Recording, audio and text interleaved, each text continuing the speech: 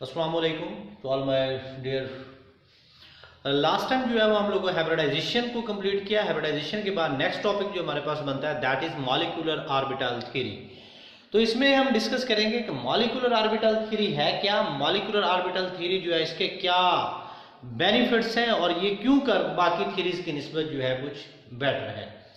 Molecular orbital theory इसका name बता रहा है कि इसमें नए ऑर्बिटल्स बनते हैं जिसको हम डिस्कस करने जा रहे हैं, जिसको हम बोलेंगे मॉलिक्यूलर ऑर्बिटल्स। तो according to MOT, just like atoms are joined to form molecule, similarly atomic orbitals are joined to form molecular orbital. कि एटम उसमें एक न्यूक्लियस मौजूद होता है तो atomic orbital having one nuclei, whereas molecular orbital have more than one nuclei, कि उसमें दो न्यूक्लियाई मौजूद हो सकते हैं।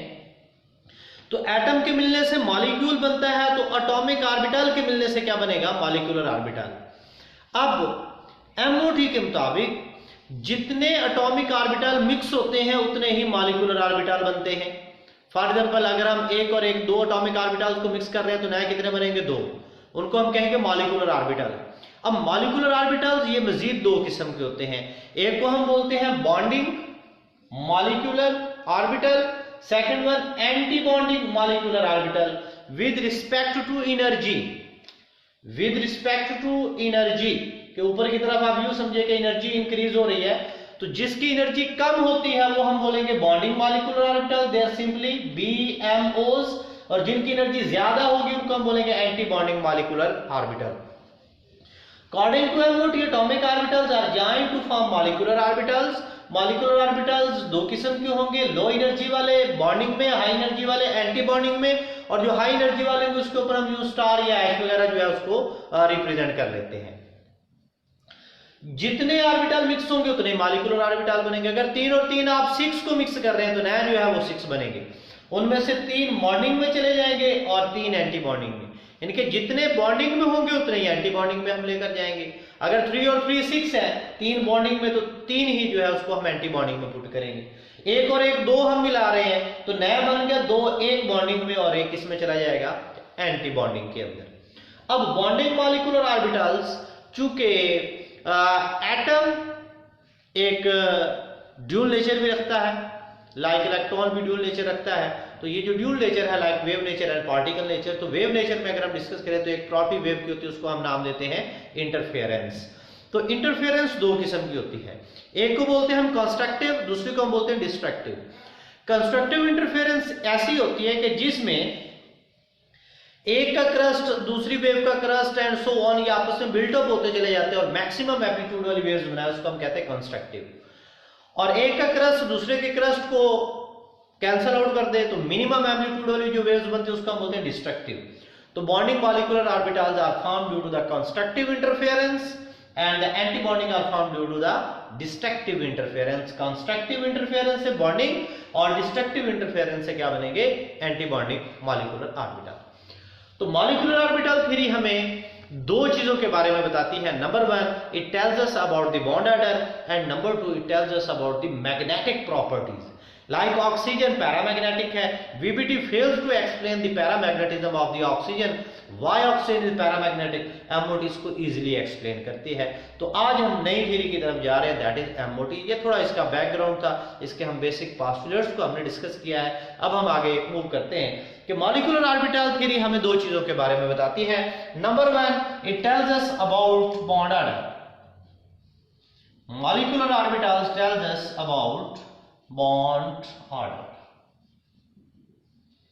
बॉन्ड ऑर्डर क्या होगा, number of possible bonds, number of possible bonds between atoms in a molecule. For example अगर डायटोमिक मॉलिक्यूल की बात कर लेते हैं तो फिर हम दो की बात कर लेंगे। Number of possible bonds between two atom in a molecule or compound, that is called bond order. तो बॉन्ड ऑर्डर का फार्मूला होगा हमारे पास, बॉन्ड ऑर्डर को हम फाइंड करेंगे, number of electron in bonding molecular orbitals, number of electron in d MOs bonding molecular orbital minus number of electron in A, B, MOs anti-bonding molecular orbitals divided by 2. कि half of the difference of the number of bonding molecular orbitals and number of electron in anti-bonding molecular orbitals, या number of electron in bonding molecular orbitals means number of electron in anti-bonding, उसको minus करेंगे 2 पे divide करेंगे, ये bond order बन जाएगा. तो MOT हमें बॉन्ड ऑर्डर के बारे में बताती है. Number 2 it tells us about the magnetic properties. Magnetic properties क्या है? Magnetic properties according to MOT molecules they are paramagnetic और डायमैग्नेटिक. डाई का मतलब होता है through. Paramagnetic molecules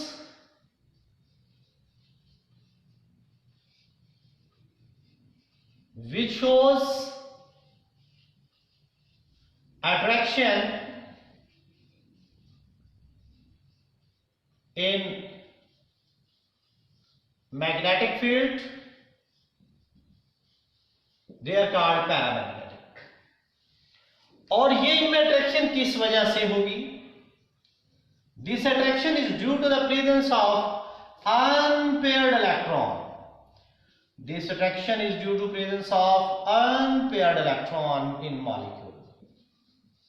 Unpaired electron. For example, यूं एक भी इलेक्ट्रॉन अगर अनपेयर्ड आ जाएगा तो हम कहेंगे वो पैरामैग्नेटिक है. MOT डायग्राम में सारे अगर पेयर्ड फॉर्म में होंगे, molecules shows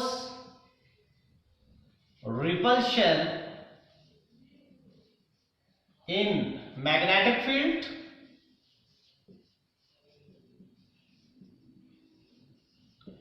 are called diamagnetic, and this repulsion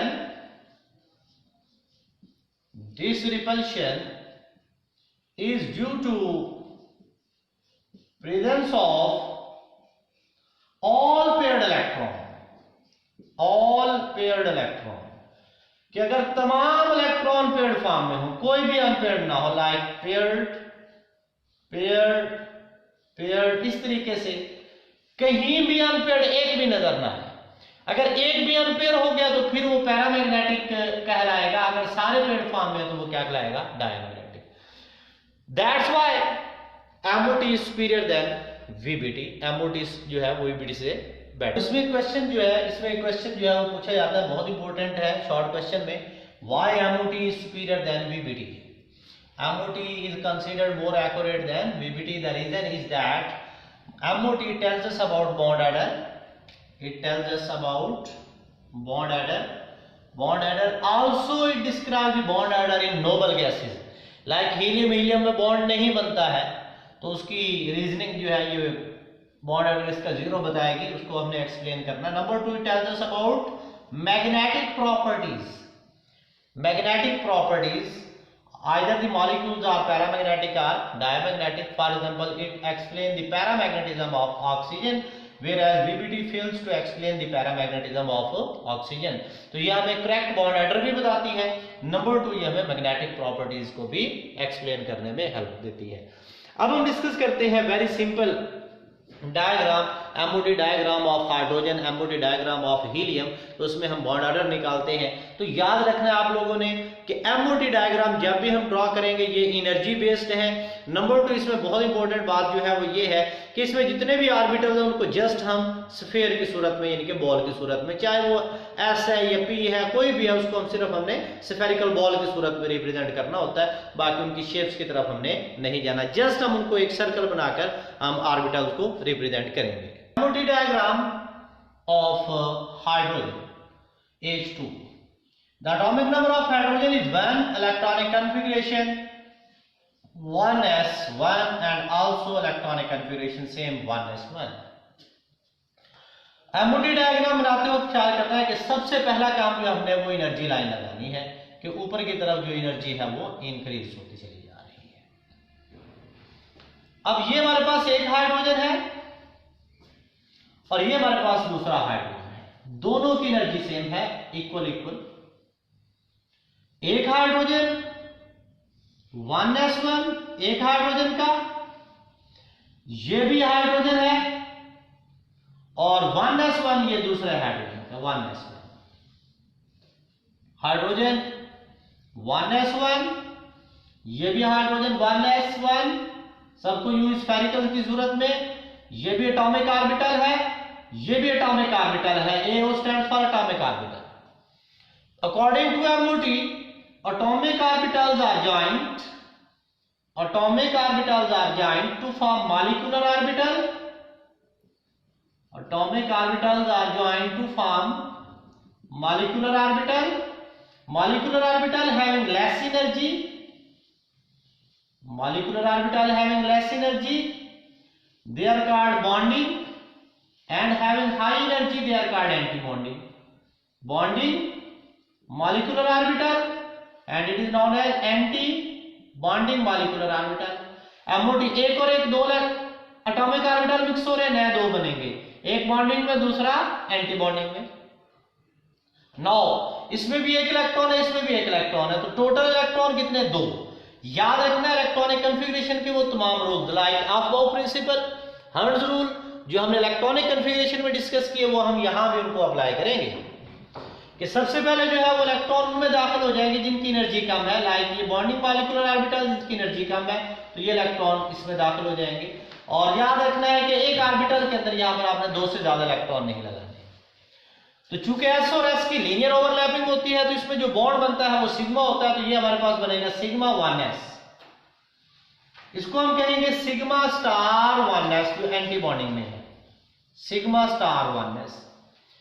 चूंकि इसमें 2 इलेक्ट्रॉन है, यहां पर हम 2 पुट कर देंगे, इसमें इलेक्ट्रॉन नहीं है, यहां पर ये 0। दैट इज, अगर तीसरा इलेक्ट्रॉन होता तो फिर हम उसको यहां पर, ये चौथा होता हम इसको यहां पर ड्रा करते। अब हम हाइड्रोजन का बॉन्ड ऑर्डर निकालते हैं।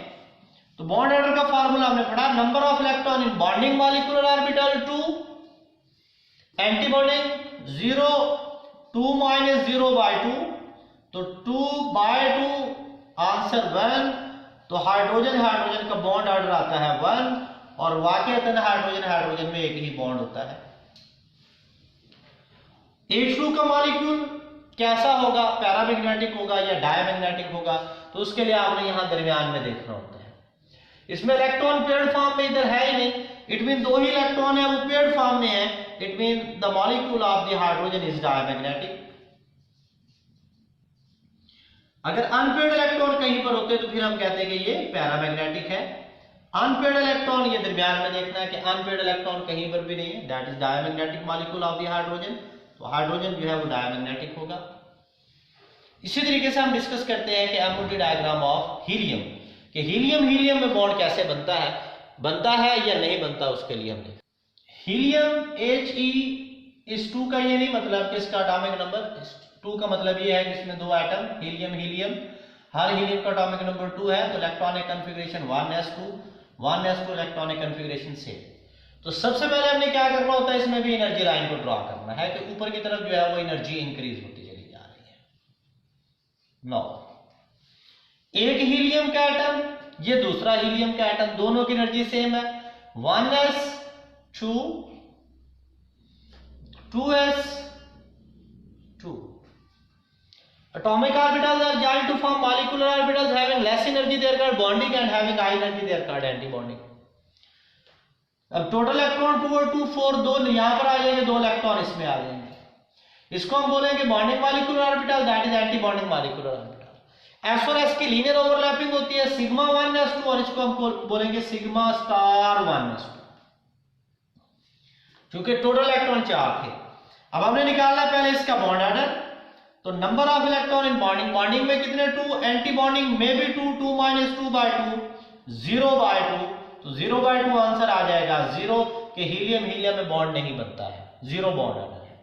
क्योंकि हीलियम नोबल गैस है, कंप्लीटली फील्ड ऑर्बिटल इसके अंदर मौजूद है, इसी वजह से ये बॉन्ड नहीं बनाता है, इनर्ट गैसेज है, तो नियॉन में बॉन्ड नहीं बनता है। MOT इसको आसानी से एक्सप्लेन करती है। नंबर 2, हीलियम मोनोएटॉमिक मॉलिक्यूल है, डायटॉमिक इसका एग्जिस्ट नहीं करता है। इलेक्ट्रॉन पेयर्ड फॉर्म में, इसमें भी इलेक्ट्रॉन पेयर्ड फॉर्म में, all the electrons are in paired form. तो ये जो मोनोएटॉमिक मॉलिक्यूल है ऑफ द हीलियम, ये भी डायमैग्नेटिक ही होगा, पैरामैग्नेटिक नहीं होगा, क्योंकि इलेक्ट्रॉन इसमें पेयर्ड फॉर्म में, इसमें भी इलेक्ट्रॉन पेयर्ड फॉर्म में। अब अगर हम इनकी एनर्जीज को देखें, रिलेटिव